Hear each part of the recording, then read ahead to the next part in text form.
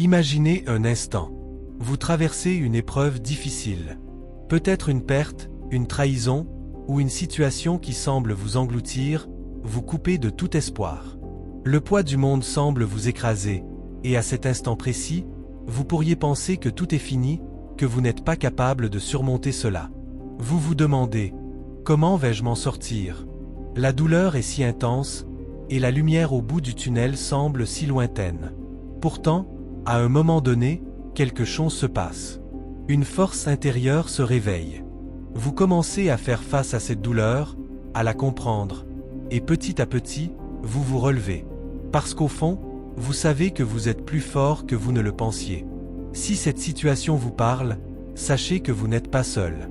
Nous avons tous des épreuves à affronter, des blessures à guérir, des moments où l'on doute de notre propre force. Mais la vérité est que nous avons tous une résilience cachée en nous, prête à être activée lorsque nous en avons le plus besoin. Et c'est ici que l'œuvre de Boris Cyrulnik, psychiatre et neurobiologiste, entre en jeu. Ses recherches sur la résilience et la manière dont les êtres humains surmontent les traumatismes nous montrent que notre passé, aussi douloureux soit-il, ne détermine pas notre avenir. Si vous êtes prêt à découvrir cette force en vous, abonnez-vous à la chaîne. Parce que ce voyage pour comprendre notre résilience commence ici, maintenant, avec l'idée que vous êtes bien plus fort que vous ne le pensez. Cyrulnik a dédié sa carrière à explorer la résilience humaine, cette capacité à se reconstruire après des traumatismes. Et il a une conviction profonde, l'humain est un être fondamentalement résilient. Contrairement à ce que beaucoup pensent, la résilience ne se résume pas à une simple réaction passive aux difficultés. Ce n'est pas une question de passer à autre chose. Non, la résilience, c'est la capacité à donner un sens à ce qui nous arrive, à trouver un moyen de grandir malgré les blessures. Il y a une idée clé qui émerge dans les recherches de Cyrulnik. Nous ne sommes pas définis par nos blessures, mais par notre manière de les affronter. En d'autres termes, le traumatisme, aussi intense soit-il, ne nous condamne pas. Au contraire, il peut devenir le point de départ d'une transformation. Imaginez que chaque épreuve difficile soit une occasion d'approfondir notre compréhension de nous-mêmes, de développer une force intérieure que nous ne savions pas posséder. Prenons l'exemple de Jean, un homme qui a vécu un traumatisme profond, comme la perte d'un être cher dans des circonstances violentes. Pendant un moment, Jean s'est laissé submerger par la douleur. Il se sentait perdu, comme si la vie n'avait plus de sens. Mais, au fil du temps, il a cherché à comprendre ce qui lui était arrivé. Plutôt que de se laisser engloutir par la tristesse et le désespoir, il a utilisé sa douleur pour réévaluer sa vision du monde, pour grandir. Ce processus a été long et difficile, mais petit à petit, Jean a commencé à se reconstruire. Il ne s'agissait pas de tout oublier, mais de transformer cette souffrance en une nouvelle forme de compréhension, de sagesse et de force. Boris Cyrulnik décrit souvent la résilience comme une sorte de reconstruction de soi.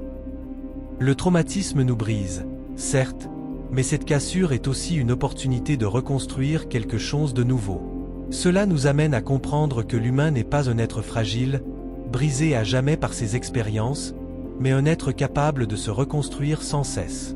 Un autre concept fondamental que Cyrulnik aborde dans ses travaux est celui de l'adaptation. Lorsque nous faisons face à un traumatisme, il est naturel de chercher à revenir à un état de sécurité, de confort. Mais ce que Cyrulnik nous montre, c'est que cette adaptation ne consiste pas à éviter la douleur, mais à l'intégrer dans notre vie de manière à ce qu'elle devienne un catalyseur de croissance. Ce n'est pas un retour à l'état initial, mais une évolution vers une version plus forte de nous-mêmes. Parfois, cette évolution passe par des difficultés supplémentaires, mais elle mène toujours à une transformation positive. En fait, ce qui est fascinant, c'est que nos blessures peuvent en réalité devenir les sources de notre force. Elles nous poussent à remettre en question nos certitudes, à nous réinventer, à trouver de nouvelles manières de vivre et d'agir. Ce processus, même s'il est difficile et incertain, est la voie vers une résilience durable.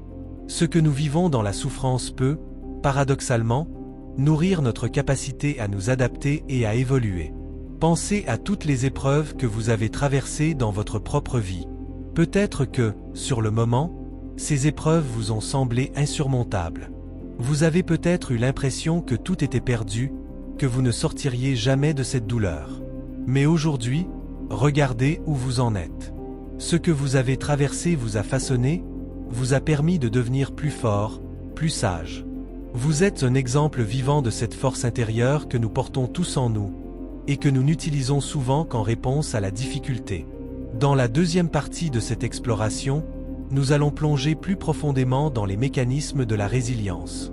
Nous verrons comment, à travers des exemples concrets, les théories de Cyrulnik peuvent nous aider à comprendre non seulement comment nous pouvons guérir, mais aussi comment nous pouvons utiliser notre passé pour façonner un avenir plus solide, plus épanouissant.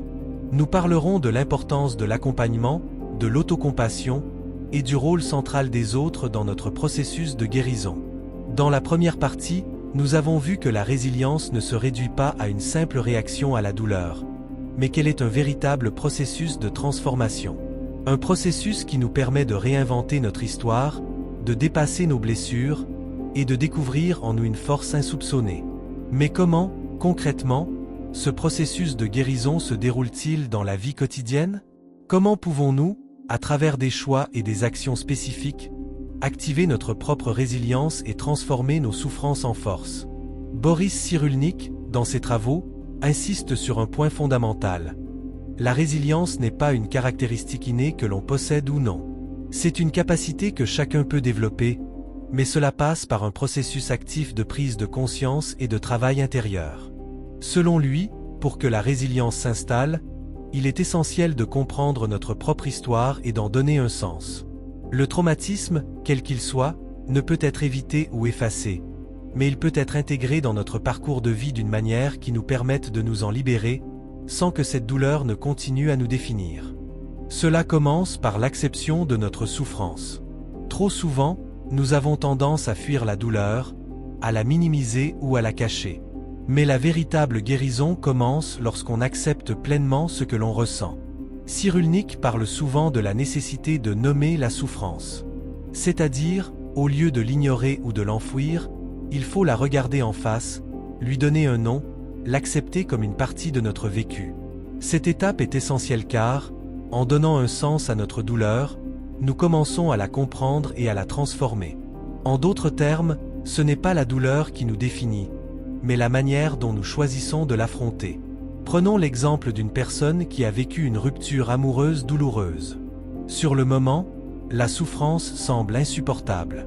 Le cœur brisé, la personne peut avoir l'impression que sa vie s'effondre. Mais si cette personne accepte la douleur, si elle se permet de pleurer, de ressentir la tristesse sans se juger, alors un processus de guérison commence. Cette souffrance devient un moment de réévaluation, une opportunité de comprendre ce qui a manqué dans la relation, ce qu'elle veut désormais, et comment elle peut en sortir plus forte. L'acceptation de cette douleur, plutôt que son rejet, est la clé de cette transformation. Elle permet de passer de la souffrance à la compréhension, et de la compréhension à l'action. Mais accepter la souffrance ne signifie pas s'y résigner. C'est là qu'intervient le concept de l'action réparatrice. Cyrulnik explique que pour être résilient, il ne suffit pas de comprendre et d'accepter le traumatisme, il faut aussi passer à l'action pour réparer les brèches laissées par la douleur. Cela peut prendre différentes formes, un changement de comportement, une réévaluation des priorités, ou même la recherche de soutien auprès des autres. L'action réparatrice consiste à prendre des mesures concrètes pour reconstruire, pour retrouver un sens, et pour aller de l'avant. Un aspect fondamental de cette action est l'idée de l'engagement social. Cyrulnik montre que, bien souvent, la guérison passe par la rencontre avec l'autre. La souffrance est profondément isolante, mais l'ouverture aux autres, que ce soit par la parole, l'écoute ou l'empathie, joue un rôle clé dans le processus de guérison. Par exemple, une personne qui traverse une période difficile peut commencer à se reconstruire en s'impliquant dans des activités sociales ou en se connectant à des communautés. Cette ouverture permet de sortir de l'isolement, de transformer la douleur en un projet commun, en un partage. Et c'est dans cette dynamique de soutien mutuel que la résilience trouve toute sa puissance. Pensez à des groupes de soutien, à des cercles de parole, où des personnes confrontées aux mêmes épreuves peuvent échanger et s'entraider. Cyrulnik souligne que ces moments de partage sont cruciaux pour la guérison, car ils permettent à chacun de se sentir vu, compris et soutenu. En partageant sa douleur, on se libère d'une partie du fardeau. Et à travers l'écoute et le soutien des autres, on trouve souvent la force de continuer. Mais l'action réparatrice ne se limite pas à l'ouverture aux autres. Elle passe également par l'autonomie intérieure. Cela signifie prendre le temps de s'explorer soi-même, de comprendre ses propres émotions et de trouver des moyens de nourrir son bien-être émotionnel. Cyrulnik met en avant l'importance de la création de sens dans la guérison. Pour que la résilience s'installe durablement, il est essentiel que chacun trouve un sens à sa souffrance, un but qui dépasse la douleur immédiate. Cela peut passer par un projet personnel, une passion, ou même un engagement social. Mais quel que soit le chemin emprunté, le processus de guérison implique une forme de reconstruction active, un travail sur soi-même pour retrouver sa propre autonomie émotionnelle. Enfin, Cyrulnik parle de l'importance de l'espoir. L'espoir n'est pas une simple vision positive de l'avenir, mais une conviction profonde que l'on peut surmonter les épreuves. Il nous rappelle que, même dans les moments les plus sombres, il est possible de trouver une lumière, même petite, qui nous guide. Cet espoir est une force intérieure, un moteur qui nous pousse à avancer, même lorsque tout semble perdu.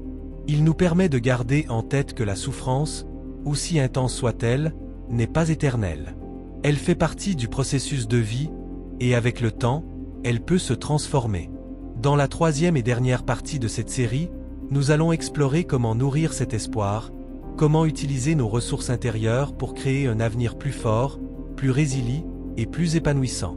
La résilience, loin d'être une réaction passive, est un choix actif de se relever après chaque chute, de reconstruire à partir des débris, et de devenir plus fort qu'on ne l'avait imaginé. Maintenant que nous avons vu les principes fondamentaux de la résilience, il est temps de comprendre comment appliquer ces idées à notre propre vie. Et surtout, comment nourrir cette force intérieure qui sommeille en chacun de nous. À travers les travaux de Boris Cyrulnik, nous avons découvert que la véritable résilience ne se trouve pas dans l'oubli ou la fuite des difficultés, mais dans la manière dont nous choisissons de les affronter, de les comprendre et de les intégrer. Mais comment transformer cette compréhension en action concrète, en changement durable dans notre vie quotidienne? La première étape cruciale est de s'accepter dans sa souffrance. Nous avons tendance à éviter, minimiser ou cacher nos douleurs, en espérant que le temps les effacera. Mais comme nous l'avons vu, accepter pleinement ce que nous ressentons est le premier pas vers la guérison. Cela ne signifie pas se résigner, ni se complaire dans la souffrance, mais plutôt la reconnaître comme une partie de notre expérience humaine. Cyrulnik insiste sur l'importance de nommer notre douleur, de l'accepter comme un signal de ce que nous avons vécu, sans la laisser gouverner notre existence.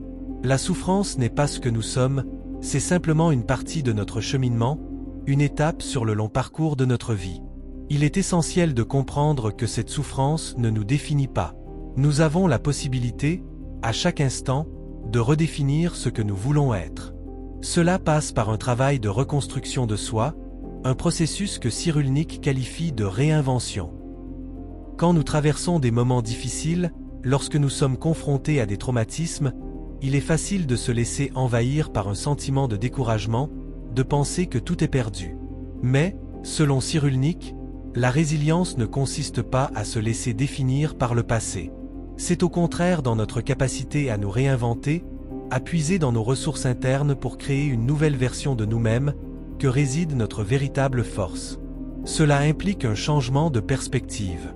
Si nous avons été blessés, si nous avons vécu des épreuves, nous pouvons choisir de voir ces expériences comme des occasions de croissance. Ce n'est pas facile, mais c'est possible.